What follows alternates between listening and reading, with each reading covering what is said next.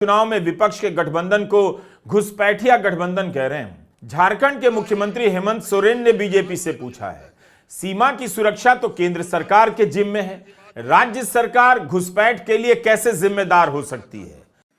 बड़ा ही अजीबोगरीब बात ये लोग बोलते हैं। अब हिंदू मुस्लिम बांग्लादेशी घुसपैठी की बात करते हैं।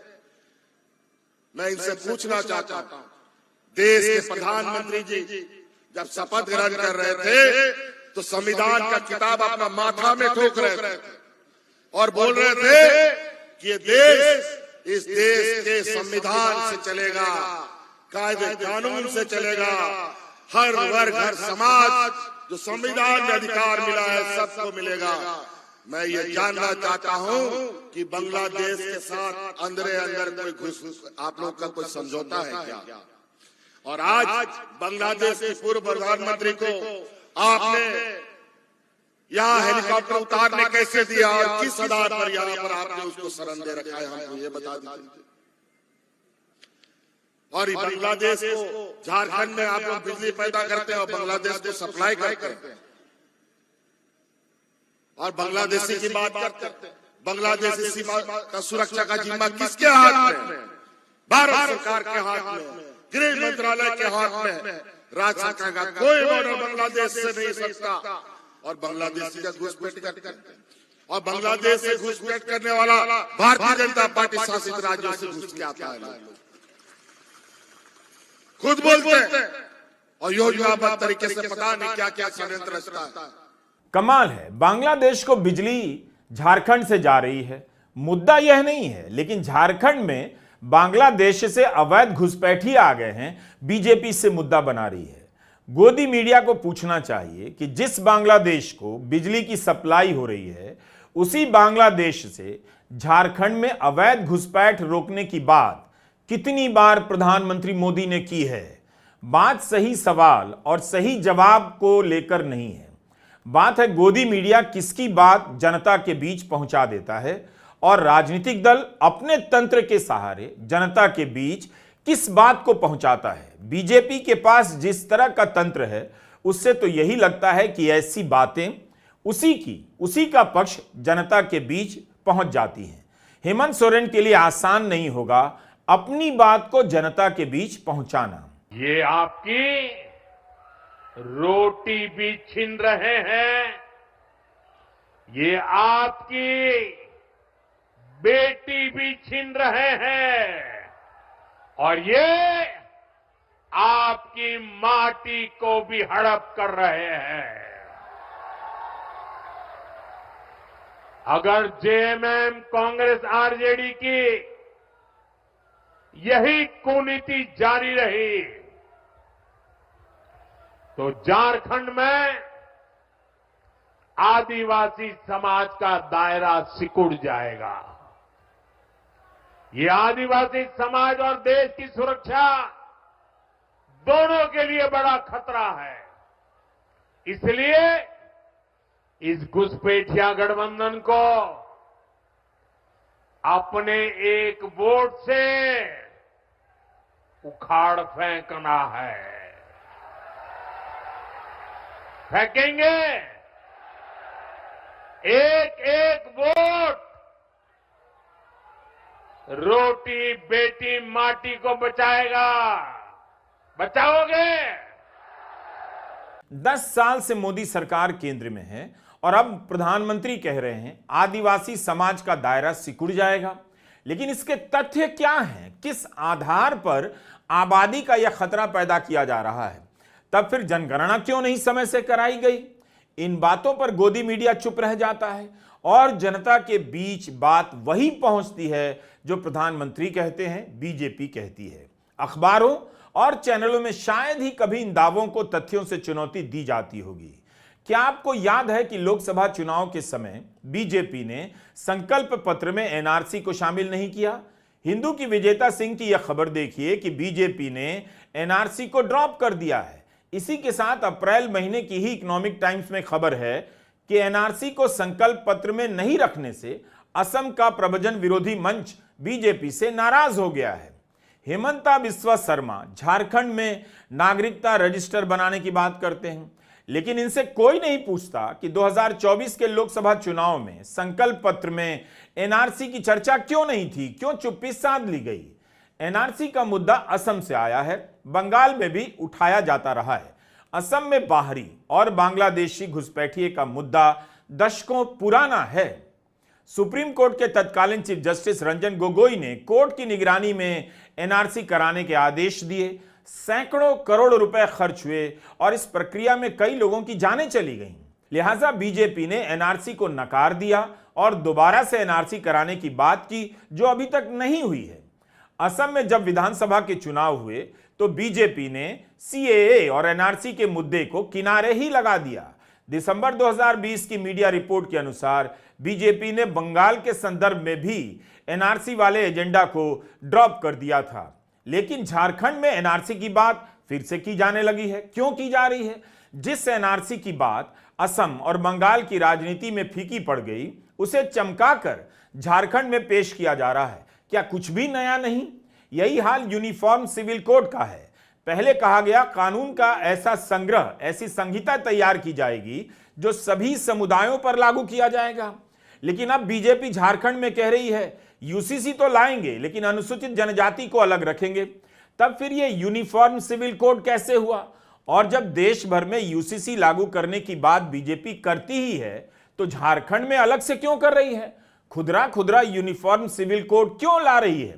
पिछले महीने ही उत्तराखंड के मुख्यमंत्री पुष्कर सिंह धामी कह रहे थे राज्य में 9 नवंबर के बाद यूसीसी लागू कर दिया जाएगा।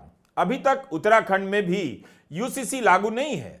सवाल यह भी है कि जब पूरे देश में मोदी सरकार यूनिफॉर्म सिविल कोड लागू करने की बात कर रही है, तब उत्तराखंड के लिए अलग से यूसीसी का क्या मतलब होगा? क्या यूसीसी के बहाने उन मुद्दों को खड़ा करने का मौका मिलता है जिसे मैं अक्सर एंटी मुस्लिम और नेशनल सिलेबस कहता हूं, जिस नेशनल सिलेबस से बार बार ऐसे मुद्दे आते हैं जिनका संबंध हिंदू धर्म के आधार पर ध्रुवीकरण से होता है। केंद्र के स्तर पर बीजेपी लागू नहीं करती है यूसीसी। कभी मध्य प्रदेश तो कभी कर्नाटका के विधानसभा चुनाव में इसे लेकर शोर मचाने लग जाती है। इंडिया गठबंधन ने हिमंता बिस्वा शर्मा के इन बयानों के खिलाफ चुनाव आयोग से शिकायत की है। आयोग को लिखे पत्र में कहा गया है कि शर्मा जानबूझकर पूरे धार्मिक अल्पसंख्यक समाज को एक ही रोशनी में प्रस्तुत कर रहे हैं, उन्हें घुसपैठियों के रूप में ब्रांड कर रहे हैं, जिसका उद्देश्य राजनीतिक लाभ के लिए सामाजिक विभाजन करना है। इस तरह की बयानबाजी सांप्रदायिक तनाव को बढ़ाती है और चुनावी लाभ के लिए झारखंड के सामाजिक ताने बाने को तोड़ने की धमकी देती है। इंडिया गठबंधन के नेताओं का कहना है कि 1 नवंबर को सारत में दिए गए भाषण में शर्मा ने दावा किया था कि मुसलमान मुख्य रूप से एक ही पार्टी को वोट देते हैं जबकि हिंदू वोट विभाजित है। एक विशेष समुदाय हेमंत सोरेन सरकार को इसलिए वोट करता है क्योंकि वह अवैध घुसपैठ को बढ़ावा देती है। इंडिया गठबंधन का कहना है कि शर्मा घुसपैठियों जैसे शब्दों का इस्तेमाल करके घृणा और आक्रोश की आग भड़काने का प्रयास कर रहे हैं। इस शिकायत पत्र में एक साक्षात्कार का भी हवाला दिया गया है जिसमें शर्मा ने कांग्रेस के अल्पसंख्यक नेताओं को निशाना बनाया है। इंडिया ब्लॉक ने कहा है कि यह खतरनाक रणनीति न केवल लोकतांत्रिक प्रक्रिया को कमजोर करती है बल्कि संविधान की मौलिक संरचना का भी उल्लंघन करती है। नफरत फैलाने वाले भाषण के खिलाफ सुप्रीम कोर्ट द्वारा पारित विभिन्न न्यायिक घोषणाओं और निर्णयों के खिलाफ जाती है।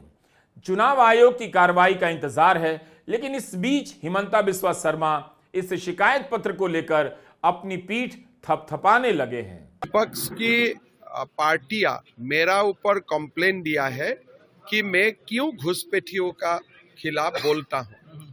मतलब जेएमएम घुसपैठियों का सपोर्ट में बोल रहा है। जो भी पॉलिटिकल पार्टी घुसपैठिया का सपोर्ट में बोलते हैं और घुसपैठियों का खिलाफ बोलने वाला को हतोत्साह करने का कोशिश करता है, उनका रजिस्ट्रेशन ही खत्म हो जाना चाहिए। इसलिए सुप्रीम कोर्ट बोल चुका है कि घुसपैठिया भारत का सबसे बड़ा शत्रु है। अगर मैं घुसपैठियों का खिलाफ बोलता हूं, जेएमएम मुझे सपोर्ट करना चाहिए। अगर मुझको अपोज करता है तो जेएमएम का पॉलिटिकल पार्टी का एफिलिएशन ही खत्म हो जाएगा। इसलिए उनको माना जाएगा वो घुसपैठिया का पार्टी है। वो गलती से कल भूल कर दिया है। मैं तो जेएमएम को बोलूंगा भाई कभी भूल मत करो।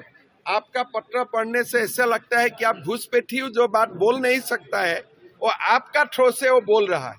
कई बार आम नागरिक भी चुनाव आयोग से शिकायत करते हैं। Association for democratic reform ADR के जगदीप छोकर ने अप्रैल महीने में चुनाव आयोग से शिकायत की थी। बांसवाड़ा में प्रधानमंत्री मोदी ने भाषण दिया था। शिकायत यह थी कि लोक प्रतिनिधित्व कानून और आचार संहिता का उन्होंने उल्लंघन किया है। 22 अप्रैल को शिकायत का पत्र चुनाव आयोग को भेजा गया और जवाब कब आता है? 15 जुलाई को। कि आप अपने बारे में जानकारी दीजिए, आप किस संसदीय क्षेत्र से हैं बताइए। तब तक चुनाव बीते हुए भी 1 महीना से ज्यादा हो गया था। द वायर में आप जगदीप छोकर का यह लेख जरूर पढ़िए, जिसमें वे पूरी टाइमलाइन बताते हैं कि कब उन्होंने शिकायत की और फिर किस तरह से बात आगे बढ़ती है। एक बार जगदीप छोकर से जानकारी मांगी जाती है और फिर कई बार ईमेल के आदान प्रदान के बाद फोन पर कहा जाता है कि यह शिकायत उनके दफ्तर के तहत नहीं आती, आप राजस्थान के रिटर्निंग अफसर से बात कीजिए।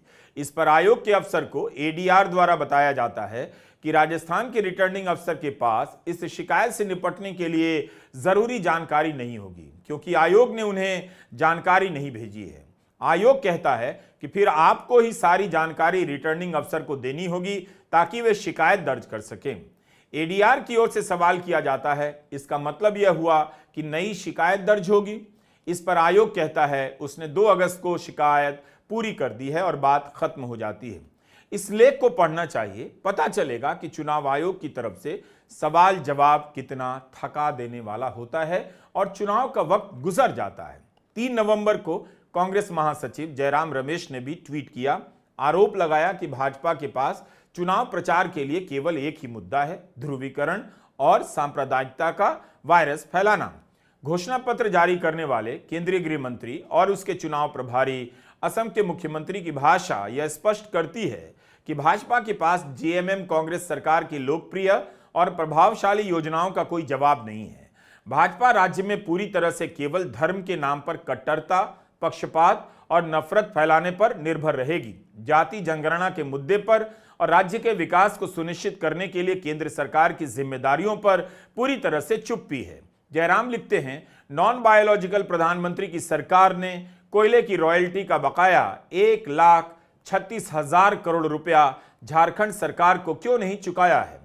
झारखंड के चुनाव में धर्म की राजनीति शोर मचाने लगी है। जहां भी चुनाव शुरू होता है वहां ऐसे मुद्दे चले आते हैं। क्या जनता को भी यह समझ में नहीं आ रहा कि इन बातों का क्या मतलब है, उसका क्या भला होगा?